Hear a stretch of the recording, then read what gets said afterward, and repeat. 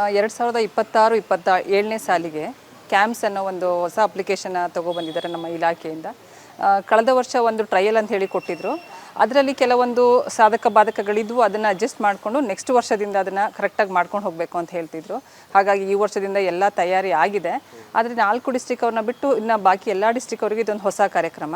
ಆಮೇಲೆ ಇದನ್ನು ಹೇಗೆ ಬಳಸಬೇಕು ಅಂತ ಹೇಳಿ ಒಂದು ವಿಡಿಯೋ ಆಧಾರಿತ ಒಂದು ಯೂಟ್ಯೂಬಲ್ಲೆಲ್ಲ ಬಿಟ್ಟಿರ್ತಾರೆ. ಅದನ್ನು ನೋಡಿಕೊಂಡು ಎಲ್ಲ ಟೀಚರ್ಸ್ಗಳು ಅದನ್ನು ಅಪ್ಡೇಟ್ ಮಾಡ್ಕೋತಾ ಇದ್ದಾರೆ ಸರ್ ಇವಾಗ.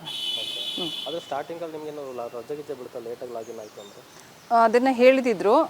ಏನಾದರೂ ಸ್ವಲ್ಪ ಟೆಕ್ನಿಕಲ್ ಇಶ್ಯೂ ಆದರೆ ನೀವು ಮ್ಯಾನ್ಯುವಲ್ ಆಗಿ ನಿಮ್ಮ ಟೈಮಿಂಗ್ಸ್ ಏನಿದೆ ಅದನ್ನು ತೊಗೊಂಡಿಟ್ಕೊಂಡಿರಿ, ಅಥವಾ ಏನಾದರೂ ಆಫೀಸ್ಗೆ ಹೋಯ್ತು ಅಂದಾಗ OOD ಕಾರ್ಯಕ್ರಮ ಅದಿರುತ್ತೆ, ಅದನ್ನು ನಾವು ಏನಾದರೂ ಆಫೀಸಿಂದ ತೊಗೊಳ್ಳೋದು ಆ ಥರ ಎಲ್ಲ ಅನುಕೂಲಗಳನ್ನ ಮಾಡಿಕೊಟ್ಟಿದ್ದಾರೆ ಸರ್. ಈಗ ಸದ್ಯಕ್ಕೆ ಆ ಒಂದು ಟೆಕ್ನಿಕಲ್ ಇಶ್ಯೂ ಇರೋದ್ರಿಂದ ಅದೆಲ್ಲ ಸರಿ ಹೋಯ್ತು ಅಂದಾಗ ನಾವು ಇದರಲ್ಲೇ ಚೆಕ್-ಇನ್ ಚೆಕ್ಔಟ್ ಆಗೋದು ಅನುಕೂಲ ಇದೆ ಸರ್. ಇದರಲ್ಲಿ ಸ್ಕೂಲ್ ಟೈಮಿಂಗ್ಸು ಎಷ್ಟಕ್ಕೆ ಲಾಗಿನ್ ಆಗಬೇಕು? 9:45 4:30 ತನಕ ಇದೆ. ಸ್ಯಾಟರ್ಡೆ 7:30 12 ತನಕ ಇದೆ. ಹಾಗೆ ಮತ್ತು ಇದು ನಮ್ಮದು ಕೇವಲ ಹಾಜರಾತಿ ಅಲ್ಲದೆ ನಾವು ಏನೇ ರಜೆ ತೊಗೊಳ್ಬೋದಾಗುತ್ತೆ, CL ಆಗಿರ್ಬೋದು, EL ಆಗಿರ್ಬೋದು, ಅಥವಾ ಮೆಟರ್ನಿಟಿ ಲೀವ್ ಆಗಿರ್ಬೋದು, ಎಲ್ಲವನ್ನು ಕೂಡ ನಾವು ಅದರಲ್ಲೇ ಲಾಗಿನ್ ಆಗಿ ಅದು ಯಾವ ಒಂದು ಅಧಿಕಾರಿ ಕೂಡ ನಮ್ಮ ಒಂದು ರಜದ ಸ್ಟೇಟಸನ್ನು ಚೆಕ್ ಮಾಡ್ಕೊಳ್ಳೋಕ್ಕೆ ಅವಕಾಶ ಇದೆ ಸರ್. ಅಪ್ರೂವಲ್ ಕೊಡಬೇಕು. ಅವ್ರ ಅಪ್ರೂವಲ್ ಕೊಟ್ಟಾಗ ನಾವು ಅದನ್ನು ರಜನ ಸ್ಯಾಂಕ್ಷನ್ ಮಾಡ್ಕೊಂಡು ತೊಗೋಬೋದು ಸರ್. 9:45 10 ಗಂಟೆ ಒಳಗಡೆಗೆ ನಾವು ಲಾಗಿನ್ ಆಗಲೇಬೇಕು ಸರ್.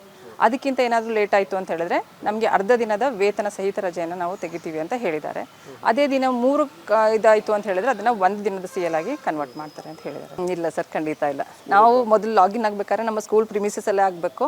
ಅದು GIS ತೊಗೊಳುತ್ತೆ. ಅದು ತೊಗೊಂಡ್ಮೇಲೆ ನಮ್ಮ ಫೇಸ್ ರೆಕಗ್ನೈಸೇಷನ್ ತೊಗೊಂಡು ಆಮೇಲೆ ಇಲ್ಲೇ ಲಾಗಿನ್ ಆಗಬೇಕು, ಇಲ್ಲೇ ಲಾಗೌಟ್ ಆಗಬೇಕು ಸರ್. ಹಾಗಾಗಿ ಟೀಚರ್ಸ್ಗಳು ಶಾಲಾ ಅವಧಿಯಲ್ಲಿ ಶಾಲಾ ಪರಿಸರದಲ್ಲೇ ಇರಬೇಕು, ಶೈಕ್ಷಣಿಕ ಚಟುವಟಿಕೆಗಳಲ್ಲಿ ಅವರು ಭಾಗಿಯಾಗಲೇಬೇಕು ಅನ್ನೋದು ಈ ಒಂದು ಉದ್ದೇಶ ಆಗಿದೆ ಸರ್.